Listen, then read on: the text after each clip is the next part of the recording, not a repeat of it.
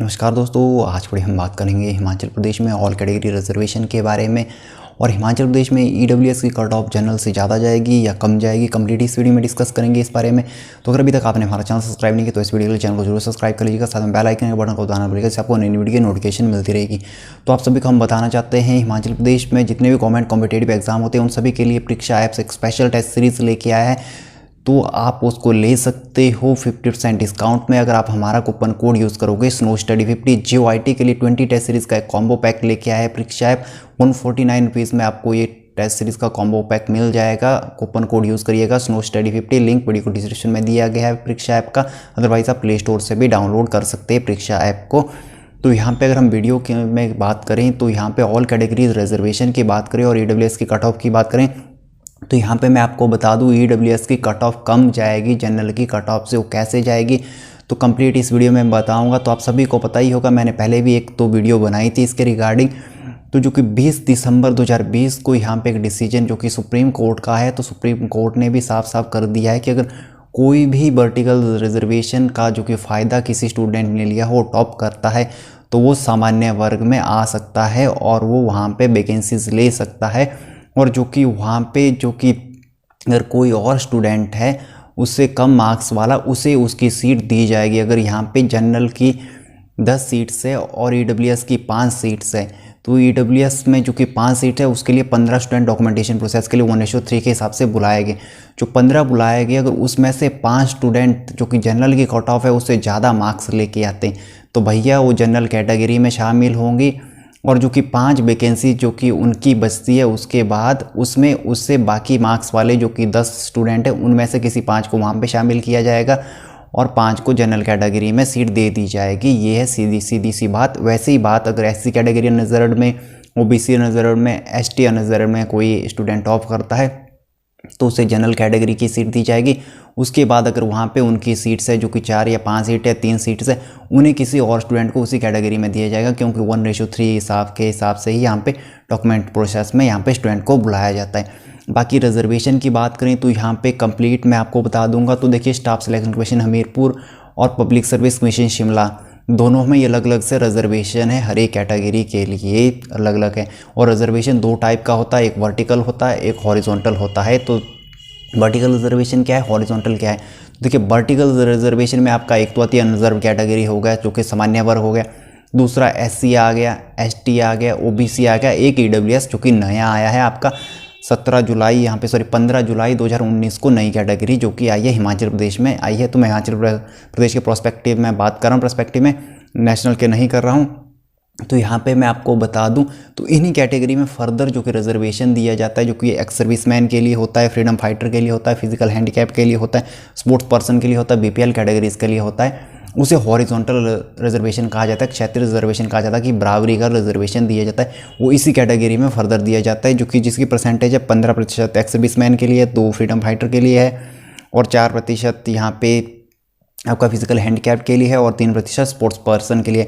तो यहाँ पे स्पोर्ट्स पर्सन और फिजिकल हैंडीकैप की तो डायरेक्ट वैकेंसीज निकलती ही नहीं है, आपके साथ भरी भी नहीं जाती जो कि डायरेक्ट एंट्री होती है, इनको अलग से बैकलॉग से भरा जाता है।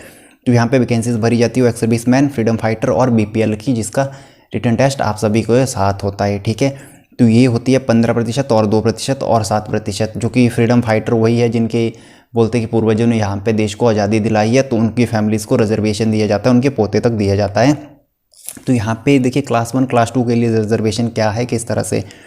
तो पब्लिक सर्विस कमीशन शिमला से जो कि वैकेंसीज आती है तो SC कैटेगरी के लिए 15% है और ST के लिए 7.5% है, 7.5% और OBC के लिए 12% है, 12% और EWS के लिए 10% है। और क्लास 3 क्लास 4 के लिए जो कि स्टाफ सिलेक्शन कमीशन हमीरपुर से वैकेंसीज आती है तो SC कैटेगरी के लिए 22% है, ST के लिए 5% है, OBC के लिए 18% और EWS के लिए 10% है। और यहाँ पे हिमाचल गवर्नमेंट ने एक नया रूल आई थी जो कि 19 नवंबर 2019 को लेके आई थी कि जो भी हिमाचल प्रदेश से जिनकी 10th और +2 नहीं है और क्लास 3 के लिए, क्लास 4 के लिए जिनकी 8वीं और 10वीं हिमाचल प्रदेश से नहीं है तो वो हिमाचल प्रदेश में किसी भी वैकेंसीज के लिए अप्लाई नहीं कर सकता। क्लास 3 क्लास 4 के लिए अगर कोई हिमाचल प्रदेश का स्थायी निवासी है जिसके बोनीफाइड हिमाचली है वो भर सकता है, चाहे उसकी 10th और +2 कहीं बाहर से क्यों ना हो। तो यहाँ पे ये भी एक रूल लेके आई थी बाद में। तो ईडब्ल्यूएस के लिए हिमाचल प्रदेश में क्या रूल है, देखिए 4 लाख से कम इनकम होनी चाहिए और जनरल कैटेगरी का होना चाहिए, 1 हेक्टेयर से कम ज़मीन होनी चाहिए ग्रामीण में, और शहर में 500 स्क्वायर मीटर से कम होनी चाहिए, और 2500 स्क्वायर फुट से ज़्यादा में आपका घर बना हुआ नहीं होना चाहिए, और आप टैक्स पेयर नहीं होने चाहिए फैमिली से, और कोई भी गवर्नमेंट जॉब में नहीं होना चाहिए। तो यहाँ पे देखिए हॉरिजॉन्टल और वर्टिकल रिजर्वेशन की मैंने बात करी थी। तो वर्टिकल रिजर्वेशन तो मैंने बता दिया, SC ST OBC, और इनकी परसेंटेज भी आपको बता दी, मैं आपको कॉपक में भी शो कर दूंगा। तो क्लास 3 के लिए अलग है, क्लास 4 के लिए अलग है। तो मेनली बात हम क्लास 3 के लिए ही करते हैं। तो ये देखिए क्लास 2 में शायद BPL के लिए कोई भी सीट्स नहीं मिलती है, क्लास 3 और क्लास 4 के लिए होती है। तो क्लास 3 और 4 का अगर मैं रिजर्वेशन की बात करूं तो 22%, 5%, 18% को अगर जोड़ दिया जाए 45% ये टोटल होता है, ठीक है, और 10% EWS का जोड़ दिया जाए तो ये 55% हो रहा है, और बचता है आपका 45% अनरिजर्व्ड के लिए।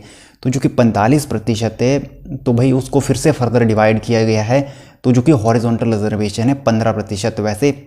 तो उस 15% में 9 यहाँ पे जनरल अनरिजर्व कैटेगरी में से आप काट दीजिए, 45 में से 9 काट दिया गया, यहाँ पे 36 बचता है, देखिए 36% वो बच रहा है। तो और यहाँ पे जो कि 15 में से 3 यहाँ पे ऐसी कैटेगरी में से आप काट लीजिए, जो कि 22% यहाँ पे क्लास 3 में दिया गया है, तो 3 यहाँ पे और कट हो जाता है, और 3 OBC कैटेगरी में से कट हो रहा है, ठीक है, जो कि 18% है। ये हॉरिजॉन्टल रिजर्वेशन कट हो रहा है यहाँ पे।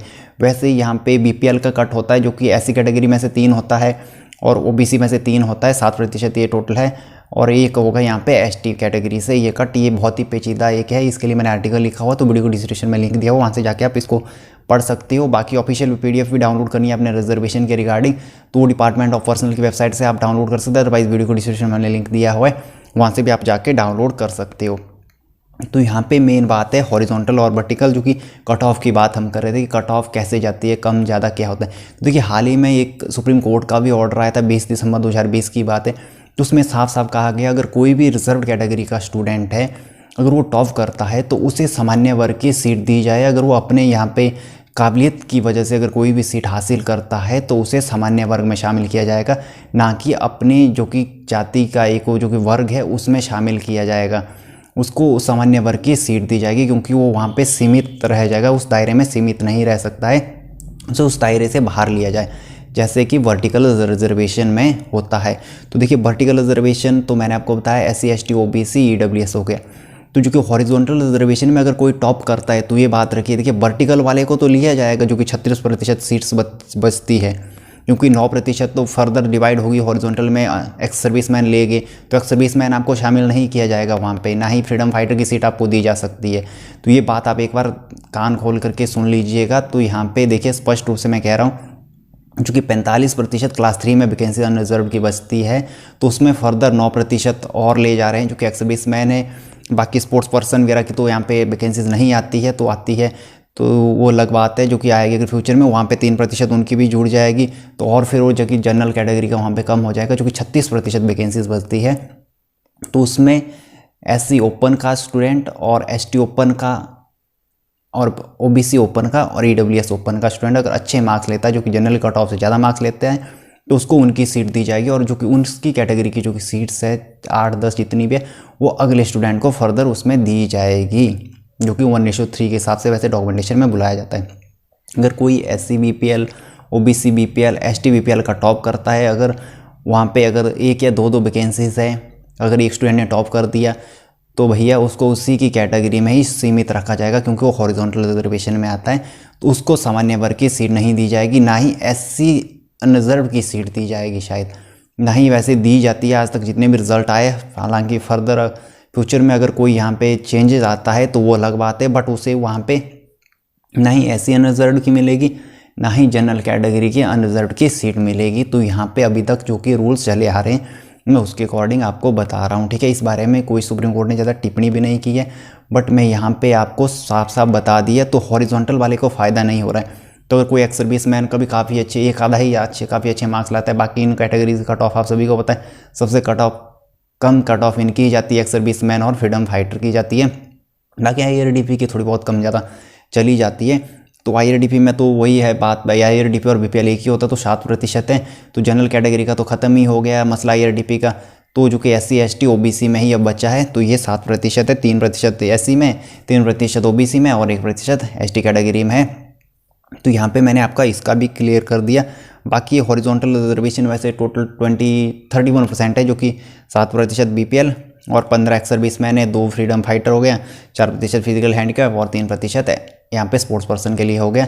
3 और जो कि जो 4 है इसके लिए बैकलॉग से अलग से वैकेंसीज आती है। वैसे तो एक्स सर्विसमैन के लिए भी आती है, फ्रीडम फाइटर के लिए भी अलग से बैकलॉग की वैकेंसीज भरी जाती है, जो कि पीछे के दरवाजे से बोलते हैं भर दी जाती है। वो कब आती है किसी को कोई भी पता नहीं होता, कानो कान खबर नहीं लगती है।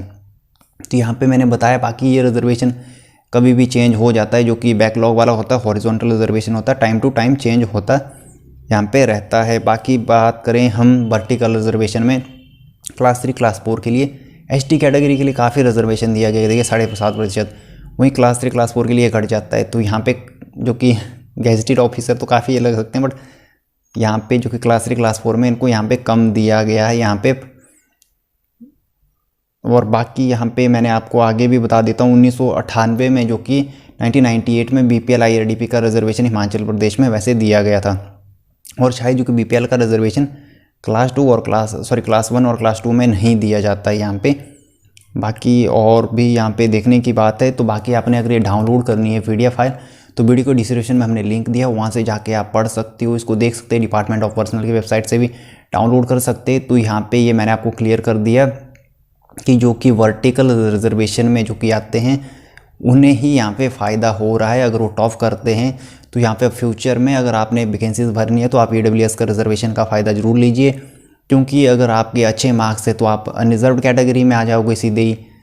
अगर आपके कम मार्क्स है तो आपसे अगर ज़्यादा कोई मार्क्स ले रहा है EWS में तो अनरिजर्व्ड में चला जाएगा। आपके कम मार्क्स भी हैं, अगर आप रिटन टेस्ट क्वालिफाई कर देते 1:3 के हिसाब से चले जाते डॉक्यूमेंटेशन प्रोसेस में, तो अगर आपकी किस्मत अच्छी है तो आपको वहाँ पे जॉब मिल जाएगी। अगर आप लेते हो जनरल की, यहाँ पे फॉर्म भर देते हो जनरल में, कट ऑफ भी ज़्यादा जाएगी, रिटन टेस्ट की साइज कम भी चली जाए, बट यहाँ पे ऐसी कैटेगरी का अगर कोई ज़्यादा मार्क्स ले लेता है, OBC का ले लेता है, ST का ले लेता है, तो आपकी सीट वहाँ पे जा सकती है। तो यहाँ पे मैं आपको बता देता हूँ।